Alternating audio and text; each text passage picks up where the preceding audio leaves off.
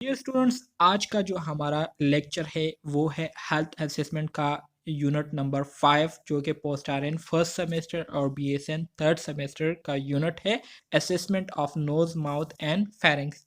Assessment of nose के बारे में हमने काफ़ी डिटेल के साथ बात की थी इस लेक्चर के पार्ट 1 में, जिसमें हमने नोज़ के असेसमेंट के हवाले से बात की थी कि जब हम नोज़ की असेसमेंट करते हैं तो असेसमेंट के दौरान हमने नोज़ की क्या-क्या चीज़ें जो है कौन-कौन से पार्ट जो है वो देखने होते हैं। तो ये सारी बातें जो है हमने पिछले क्लास में काफ़ी डिटेल के साथ की थी। इसके बाद फिर हमने बात की थी साइनोसिस के हवाले से कि साइनोसिस की असेसमेंट हम कैसे करेंगे और साइनोसिस के असेसमेंट के दौरान हमने क्या-क्या चीज़ें जो है वो देखनी है। तो ये भी हमने काफ़ी डिटेल के साथ डिस्कस किया था। इसके बाद फिर हमने जो तीसरे टॉपिक को डिस्कस किया था पिछले क्लास में तो वो असेसमेंट ऑफ माउथ थी। असेसमेंट ऑफ माउथ हम कैसे करते हैं तो इसके हवाले से मैंने आपको बताया था कि जो माउथ का जो हार्ट प्लेट होता है, ठीक है, जो कि बोन से बना हुआ होता है, जो कि वाइटिश कलर में होता है, तो उसको आपने देखना होता है। फिर इसी तरह से माउथ का जो सॉफ्ट प्लेट होता है जो कि मसल से बना हुआ होता है और पिंकिश कलर में ज़्यादातर आपको देखने को मिलता है, उसको आपने इंस्पेक्ट करना होता है। यूला हो गया, टंग हो गई, ठीक है।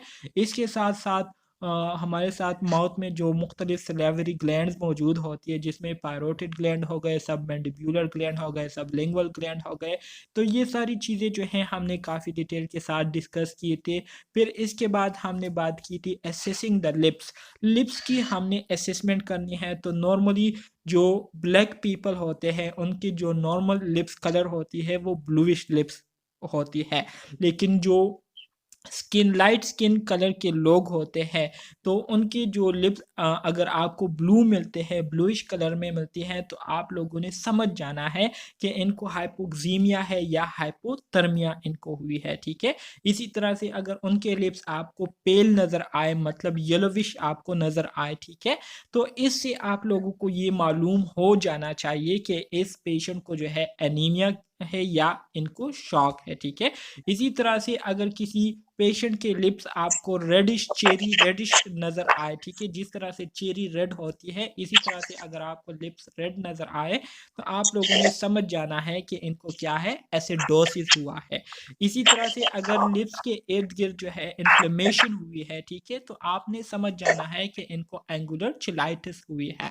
तो ये सारी चीज़ें हमने पिछले क्लास में काफ़ी डिटेल के साथ डिस्कस किया था। फिर हमने तीत की असेसमेंट के हवाले से बात की कि तीत की असेसमेंट में जो है आप लोगों ने क्या-क्या करनी है, ठीक है। फिर इसके बाद हमने गम्स के बारे में आखिरी जो हमारा टॉपिक था पिछले क्लास में वो थी assessment of the gum. Assessment of the gum के हवाले से मैंने आपको ये बताया था कि नॉर्मली हमारे साथ जो गम दिखाई देते हैं तो वो पिंक कलर में हमें दिखने को मिलते हैं, ठीक है। इसी तरह से अगर कोई एबनॉर्मेलिटी हमारे साथ मौजूद हो गम में तो उसमें हमारे साथ मुख्तलिफ एबनॉर्मल कंडीशन है, जिसमें आपके पास जिंजाइवल हाइपरप्लेजिया आती है, जिसमें जो गम्स होते हैं वो एबनॉर्मली इनलार्ज हुए होते हैं, ठीक है। इसी तरह से जो दूसरी एबनॉर्मल कंडीशन है वो जिंजीवाइटिस है। जिंजीवाइटिस से मुराद ये है कि जो गम्स के मार्जिन होते हैं, ठीक है, तो वो स्वेल हुए होते हैं, उससे ब्लीडिंग हो रही होती है और रेडनेस का शिकार हुई होती है, जो कि एक एनएरोबिक बैक्टीरिया की वजह से जो है काज होती है। और ये एनएरोबिक बैक्टीरिया कहाँ से आती है, ये अगर हमारी माउथ की सफाई सुथराई का जो हालत है वो अच्छी ना हो, ठीक है, अगर पुअर डेंटल हाइजीन हो या विटामिन सी की कमी हो हम में, ठीक है, तो इसकी वजह से फिर जिंजिवाइटिस जो है ये होती है, ठीक है। तो ये बात जो है आप लोगों ने याद रखनी है, जो कि मैंने आपको पिछले क्लास में बताया था। अभी हम अपने नए टॉपिक की शुरुआत करेंगे असेसमेंट ऑफ द टंग से, कि टंग की असेसमेंट हमने कैसी करनी है और असेसमेंट के दौरान जो है हमने क्या-क्या चीज़ें जो है वो देखनी है, ठीक है। So normally the tongue is pink with rough dorsal surface and moist underneath, ठीक है। नॉर्मली जब आप टंग को देखते हैं तो नॉर्मली आपको टंग जो है पिंकिश कलर में दिखने को मिलेंगी, और इसका जो डोर्सल सरफेस होता है, डोर्सल सरफेस से मुराद जो ऊपर वाला हिस्सा होता है, ऊपर वाला एरिया होता है, ये आपको रफ रफ जो है वो फील होंगी, नज़र आएंगी, ठीक है। जबकि नीचे से ये क्या होती है, मॉइस्ट होती है, स्लिपरी होती है। अगर आप अभी भी अपने टंग को देखें तो ऊपर से आपको रफ फील होंगी और नीचे से आपको स्लिपरी जो है ये फील होंगी। ये नॉर्मल इसकी कंडीशन होती है। सो हमने टंग में क्या करना है, inspect tongue by holding it with cotton gauze pad and moving to each side, ठीक है। आप जब टंग की इंस्पेक्शन करते हैं तो इंस्पेक्शन के लिए सबसे पहले आपने गॉज पेड के ज़रिए जो है आपको उस टंग को पकड़ना है, और फिर उसको जो है आपने डिफरेंट डायरेक्शन में, कभी उधर कभी इस साइड पर कभी उस साइड पर क्या करना है, ले जाना है, ठीक है। फिर इसके बाद आपने क्या करना है, इसके बाद आप लोगों ने टंग में किसी भी किस्म की जो एबनॉर्मेलिटी है उसको देखनी है। जैसे कि अगर किसी का टंग जो है एबनॉर्मली बहुत ज़्यादा लार्ज हुआ हो तो उसको हम क्या कहते हैं, मैक्रोग्लोसिया कहते हैं। एमसीक्यूज पॉइंट ऑफ व्यू से आपके एग्जाम में आ सकता है, आपको आपसे पूछ सकते हैं कि abnormally enlarge tongue is called, मतलब एबनॉर्मली जो हमारे साथ इनलार्ज टंग होती है तो मेडिकल टर्म उसके लिए कौन सा यूज़ होता है, तो उसको हम मैक्रोग्लोसिया कहते हैं, ठीक है। मैक्रोग्लोसिया, तो ये आप लोगों को याद होने चाहिए, जो कि ज़्यादातर आपको जो डाउन सिंड्रोम के पेशेंट होते हैं, ठीक है, उनमें आपको देखने को मिलता है, जिनमें 21X क्रोमोसोम होते हैं, ठीक है। 21X क्रोमोसोम पर मुश्तमिल जो लोग होते हैं उनको डाउन सिंड्रोम हुई होती है, और इनका जो टंग होता है वो एबनॉर्मली इनलार्ज होता है, और इस एबनॉर्मल इनलार्ज टंग को हम मेडिकल टर्म में क्या कहते हैं, मैक्रोग्लोसिया कहते हैं। फिर इसी तरह से जो दूसरी एबनॉर्मल कंडीशन आपको यहाँ सर डायग्राम, इन लोगों के जी जी, फिर इसके बाद आपके पास नीचे जो डायग्राम दिया गया है, इसमें अगर आप टंग को देखें तो टंग के ऊपर क्रेक्स आपको नज़र आ रहे होंगे, ठीक है। तो इसको क्या कहते हैं, इसको फिशर टंग कहते हैं, जो कि कंजेनिटल होता है। कंजेनिटल से मुराद ये है कि पैदाइशी तौर पर ये हो सकता है, ठीक है। माइल्ड फॉर्म में बी काज बाय डिहाइड्रेशन, और इसका जो माइल्ड फॉर्म होता है, मतलब जो एक्यूट फॉर्म होता है, जो कि ज़्यादा ख़तरनाक नहीं होता, तो ये डिहाइड्रेशन की वजह से भी इस तरह के टंग में फिशर्स आपको देखने को मिल सकते हैं। लेकिन ज़्यादातर जो है ये कंडीशन, कंजेनिटल कंडीशन जो है आपको दिखने को मिलेंगी, ठीक है। इसी तरह से आप अगर नीचे वाले सबसे लास्ट डायग्राम में देखें, ठीक है, तो यहाँ पर अगर आप टंग को नोट करें तो टंग के ऊपर वाइटिश लाइक जो है मटेरियल जो है आपको नज़र आ रहा होगा, ठीक है। और ये क्या होता है, ये बैक्टीरिया की वजह से काज होता है, और वो कौन सा बैक्टीरिया होता है, वो कैंडिडा अल्बिकम, कैंडिडा एल्बिकन, ये एक बैक्टीरिया है, ठीक है। ये एक कंडीशन काज करती है टंग में जिसको हम कैंडिडिएसिस कहते हैं।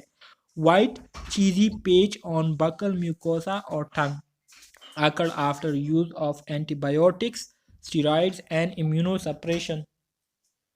इम्यूनोसप्रेशन, तो इसकी वजह से जो है ये क्या हो सकता है, काज हो सकता है। तो इसमें कोई कंफ्यूजन है? No sir. सिंपल बातें हैं, जस्ट आप लोगों के पास एक जनरल नॉलेज की तौर पर जो है आपको इन्फॉर्मेशन दी गई है, इसको याद करना आसान है, बस जस्ट आप लोगों ने थोड़ी सी कंसंट्रेशन देनी है इसको। इसकी समझ नहीं आई। किसकी समझ नहीं आई? ये अच्छा जी, ये सिंपल बात है। देखिए आपको ये डायग्राम नज़र आ रही होंगी, इसमें अगर आप इस टंग को देखें, ठीक है, तो टंग के ऊपर बिल्कुल वाइटिश चीज़ जो है आपको नज़र आ रही होंगी। तो ये एक बैक्टीरिया की वजह से काज होती है, या मेरे ख्याल में फंगस होता है उसकी वजह से काज होती है, ठीक है। जो कि क्या करती है, इस टंग के ऊपर बिल्कुल वाइटिश पेज चीज़ी पेज पेज लाइक स्ट्रक्चर को क्या करती है, प्रोड्यूस करती है, और ये भी एक एबनॉर्मल कंडीशन है, ठीक है। इसकी वजह से भी काज होती है, इस कंडीशन को हम कैंडिडिएसिस कहते हैं, ठीक है। इसके अलावा अगर कोई शख्स एंटीबायोटिक यूज़ करता है या स्टेरॉइड यूज़ करता है या इम्यूनोसप्रेशन हुआ हो, ठीक है, तो इसकी वजह से भी ये कंडीशन जो है आपको पेशेंट में देखने को मिल सकती है। सही है। Assessment of the buckle mucosa. अब बकल म्यूकोसा की असेसमेंट आप कैसे करेंगे? बकल म्यूकोसा से मुराद ये है कि माउथ के जो साइड वॉल्स होते हैं, ठीक है, फिर नीचे ऊपर हो गया, फिर दूसरे साइड वॉल हो गए, तो इसको हम बकल म्यूकोसा कहते हैं, जैसे कि नीचे इस वाले डायग्राम में आप देख सकते हैं। So normally mucosa look pink smooth and moist. Normally जब आप म्यूकोजा को देखते हैं, ठीक है, म्यूकोजा से मुराद मेम्ब्रेन है। जब आप माउथ के मेम्ब्रेन को देखते हैं, ठीक है, तो नॉर्मली इसका कलर क्या होता है? पिंक आपको मिलेगा। इसकी जो टेक्सचर है वो स्मूथ होती है और मॉइस्ट आपको नज़र आएगा, ठीक है। Inspect by using light and tongue blade. जब आप माउथ की असेसमेंट कर रहे होते हैं, बकल म्यूकोसा की असेसमेंट कर रहे होते हैं, तो आपने हाथ के ज़रिए उनके मुंह को हाथ नहीं लगाना, बल्कि आपने जो है जो टंग ब्लेड है, जैसे कि यहाँ पर आप देख सकते हैं, इस टंग ब्लेड के ज़रिए आपने उनके माउथ को जो है खोलना है और बकल म्यूकोसा को क्या करना है? ऊपर नीचे करना है, दाएं बाएं करना है, ठीक है। और लाइट पेन भी जो है आपने यूज़ करना है, ताकि प्रॉपर तरीके से आप चीज़ों को क्या करें? ऑब्जर्व कर सकें। अच्छा जी, इस दौरान आप लोगों ने क्या करना है? Presence of Stensen ducts, opening of parotid gland, opening of parotid glands which are inflame and red with mumps, ठीक है।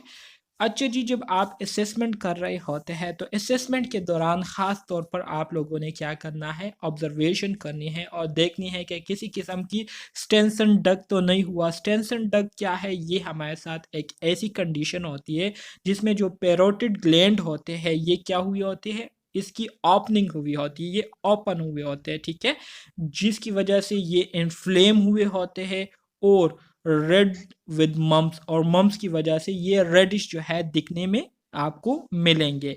तो इस तरह से जो है आप लोगों ने बकल म्यूकोजा की क्या करनी है? असेसमेंट करनी है, ठीक है।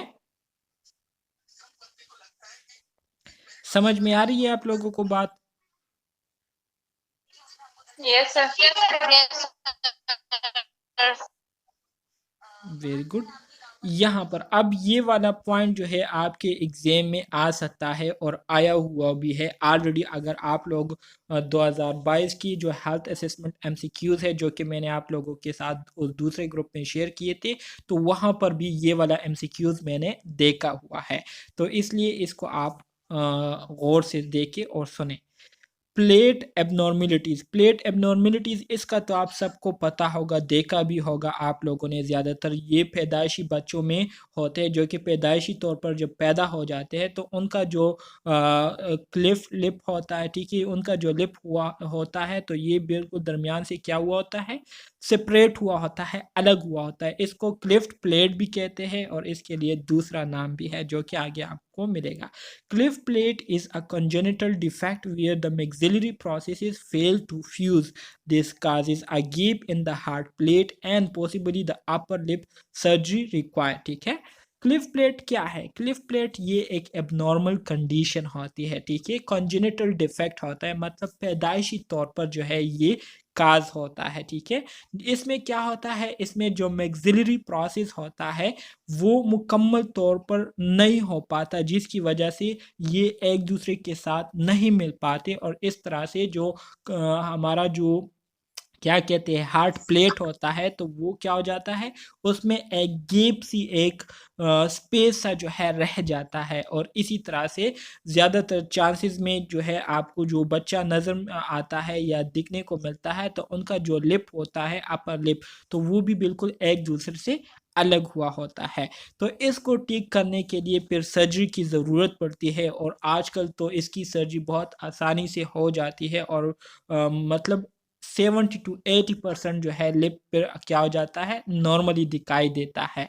तो ये हमारे साथ आप लोगों की एग्जामिनेशन के हवाले से आप लोगों ने बस जस्ट ये याद रखना है कि जो क्लेफ्ट प्लेट है ये एक कॉन्जेनिटल डिफेक्ट है, मतलब पैदाइशी तौर पर बच्चों को होती है, ठीक है। इसके लिए सर्जरी रिक्वायर होती है और इसमें जो अपर लिप होता है मोस्टली केसेस में क्या होता है, बिल्कुल सेपरेट हुआ होता है, अलग हुआ होता है, जैसे कि इस डायग्राम में आप लोग देख सकते हैं, ठीक है। इसकी जब सर्जरी हो जाती है तो फिर नॉर्मली ये आपको बिल्कुल ठीक नज़र आता है, सही है।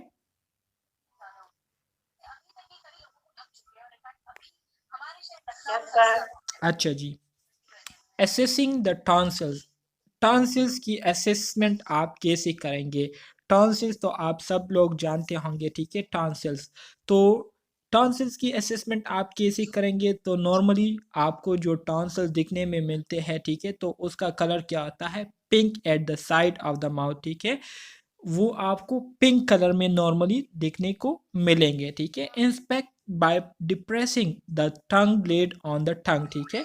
जब आप टॉन्सिल्स की क्या करते हैं, असेसमेंट करते हैं, तो आपने टंग ब्लेड के ज़रिए टंग को क्या कर लेना है, डिप्रेस कर लेना है, मतलब उसको नीचे दबा देना है, ताकि सामने आपको जो टॉन्सिल है वो आपको सही तरीके से नज़र आए, ठीक है। During an upper respiratory infection, जब अपर इंस्पायरेटरी इन्फेक्शन हुई होती है तो इस दौरान टॉन्सिल्स जो है ये क्या हो जाते हैं, इसका कलर चेंज हो जाता है। नॉर्मली इसका कलर पिंक होता है, लेकिन जब अपर रिस्पायरेटरी इन्फेक्शन हुआ होता है तो इस दौरान टॉन्सिल जो है इसका कलर क्या हो जाता है, ब्राइट रेड हो जाता है। इसके अलावा टॉन्सिल जो है ये स्वॉलन हो जाते हैं और इसके साथ साथ इससे क्या होता है, माइट कंटेन एक्सोडेट और वाइट स्पॉट, ठीक है। तो इस पर कभी कभी सफ़ेद स्पॉट्स भी होते हैं, मतलब सफ़ेद निशानात भी आपको देखने को मिलेंगे और इसमें एक्सोडेट्स होते हैं। एक्सोडेट से मुराद इसमें फ्लूइड भी जो है वो फिर मौजूद होता है, ठीक है।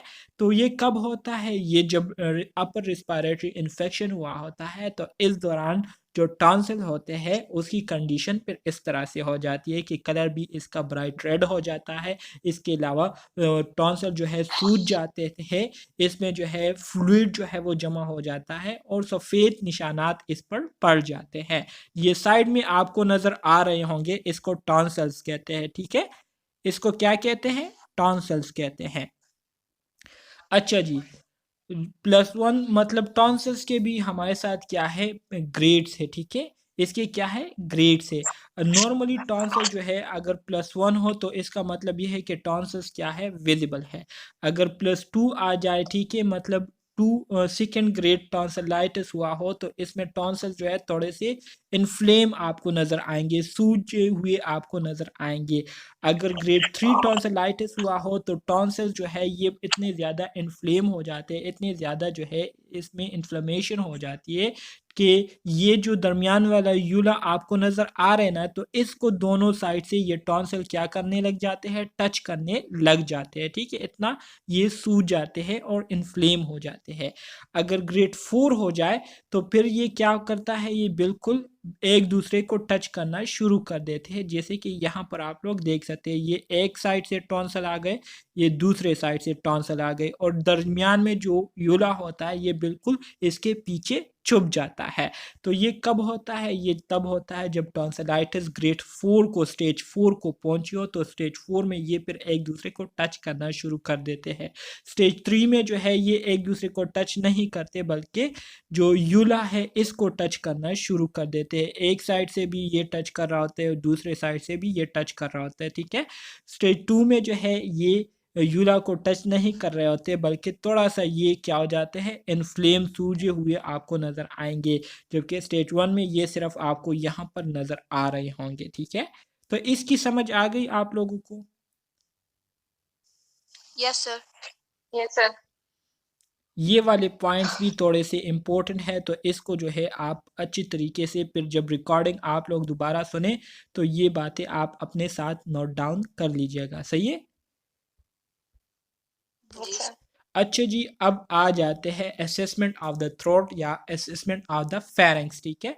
फेरिंग्स की असेसमेंट जब हम करते हैं तो फेरिंग्स की असेसमेंट हम कैसे करेंगे, थ्रोट की असेसमेंट हम कैसे करेंगे, तो ये तो आप सबको मालूम होगा कि हमारा जो फेरिंग्स या थ्रोट है ये मंदरजा झेल पार्ट पर जो है डिवाइड हुआ है, ये मंदरजा झेल एरियाज पर मुश्तमिल है।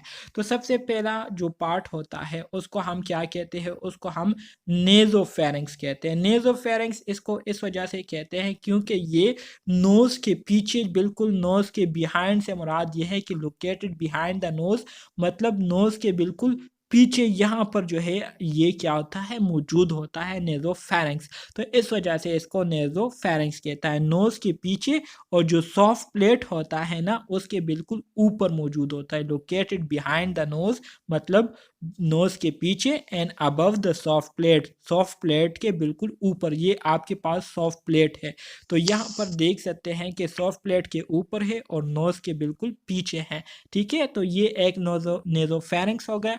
फिर आपके पास जो दूसरा पार्ट आता है थ्रोट का, उसको हम ओरोफेरिंक्स कहते हैं। ओरोफेरिंक्स, ओरो मीन ओरल, ठीक है, माउथ। सो ओरोफेरिंक्स जो है लोकेटेड बिहाइंड द माउथ, ये माउथ के बिल्कुल पीछे मौजूद होता है, ठीक है, और बिलो द नेजोफेरिंक्स, और नेजोफेरिंक्स से नीचे ये मौजूद होता है। नेजोफेरिंक्स से नीचे और माउथ के बिल्कुल पीछे ये ओरोफेरिंक्स मौजूद होता है। इसका काम क्या होता है, share a passage way for breathing and swallowing। ये डबल काम करता है, ठीक है, ये ड्यूअल नेचर फंक्शन परफॉर्म करता है। ये सांस लेने के लिए भी हमें एक रास्ता प्रोवाइड करती है और इसके साथ साथ खुराक को निगलने के लिए भी हमें क्या करती है, रास्ता प्रोवाइड करती है। तो एमसीक्यूज में आपसे पूछ सकते हैं कि which part of the pharynx perform dual function. तो आप लोगों ने सिंपली ये जवाब देना है कि ओरोफेरिंक्स है, वो पार्ट ओरोफेरिंक्स है फेरिंक्स का या थ्रोट का जो कि ड्यूअल फंक्शन परफॉर्म करता है, मतलब खाने के लिए भी एक रास्ता प्रोवाइड करता है और सांस लेने के लिए भी रास्ता प्रोवाइड करता है। फिर इसके बाद आपके पास जो तीसरा पार्ट आता है उसको हम लेरेंगोफेरिंक्स कहते हैं, ठीक है। लेरेंगोफेरिंक्स मतलब लेरिंक्स से लिखा हुआ है। So laryngopharynx extend from the base of the tongue to the oesophagus, ठीक है। लेरेंगोफेरिंक्स इसकी स्टार्टअप कहाँ से होती है, इसकी स्टार्टअप जो है हमारा जो क्या कहते हैं टंग है, टंग के बिल्कुल बेस से, मतलब जहाँ से टंग की शुरुआत हुई होती है, मतलब यहाँ से देखें, यहाँ से जो है इसकी शुरुआत हुई होती है और एसोफेगस तक जो है ये गया हुआ होता है, ये लेरेंगोफेरिंक्स, ठीक है। डिवाइड लेरिंग्स फ्रॉम एसोफेगस, और इसी तरह से लेरेंगोफेरिंक्स जो है ये क्या करता है, लेरिंग्स को क्या करता है, डिवाइड करता है एसोफेगस से, मतलब लेरिंग्स को क्या करता है, एसोफेगस से अलग करता है। क्योंकि लैरिंक्स जो है ये नाली जो है सांस की तरफ जो है, सांस की नाली की तरफ ये रास्ता जाता है, और जो एसोफेगस है ये स्टमक की तरफ जो है इसका रास्ता जाता है। तो इसी तरह से लेरेंगोफेरिंक्स जो है ये एक ऐसा पार्ट है जो कि लैरिंक्स को अलग करता है, किससे, फेरिक्स एसोफेगस से, ठीक है। तो इसकी बात, ये सारी चीजें आपको क्लियर हो गई क्या नहीं? जी सर। इसमें कोई कंफ्यूजन है?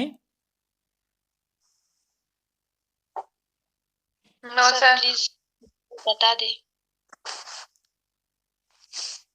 क्या बताऊं आपको?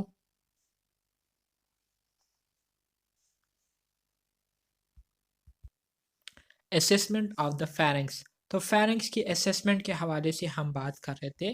तो जब हम असेसमेंट करते हैं तो असेसमेंट के दौरान हम अपने पेशेंट से कहते हैं कि ask the patient to open the mouth but not protrude the tongue and say ah और या।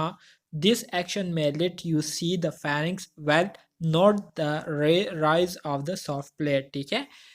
अच्छा जी, तो जब आप फेरिंक्स की असेसमेंट कर रहे होते हैं, थ्रोट की असेसमेंट आप कर रहे होते हैं, तो असेसमेंट के दौरान अक्सर औकात आप लोगों ने डॉक्टर्स को देखा होगा कि डॉक्टर जब पेशेंट की माउथ की असेसमेंट कर रहे होते हैं या थ्रोट की असेसमेंट कर रहे होते हैं, तो वो उनको कहते हैं कि अपना मुंह जो है खोले और ज़ुबान को जो है बाहर ना निकाले, सिर्फ मुंह को खोले और आ आवाज़ निकाले, ठीक है। तो वो उसी तरह से क्या करते हैं, फिर करते हैं। तो इस काम को करने से ये फ़ायदा होता है कि इससे आपको फेरेंक्स जो है वो क्लियर नज़र आना शुरू हो जाता है, ठीक है। और इसके साथ साथ जो सॉफ्ट प्लेट होता है तो वो ऊपर की तरफ जो है थोड़ा सा आ जाता है, ठीक है। तो इससे आप जो है आसानी से फेरेंक्स की फिर आप इंस्पेक्शन कर सकते हैं, और इंस्पेक्शन के दौरान आप किसी भी किस्म की जो एबनॉर्मेलिटी है उसको आप नोट डाउन कर सकते हैं। तो इस तरीके से जो है आप फेरेंक्स को असेस कर सकते हैं, उसकी इंस्पेक्शन कर सकते हैं। तो डियर स्टूडेंट्स, ये था आपका यूनिट नंबर 6, जो कि सॉरी यूनिट नंबर 5, जो कि आप लोगों ने आज पढ़ लिया है। उम्मीद करता हूँ आपको इसकी समझ आ गई होगी। अगर कोई क्वेश्चन है इस पूरे यूनिट में किसी भी टॉपिक में तो आप लोग जो है पूछ सकते हैं।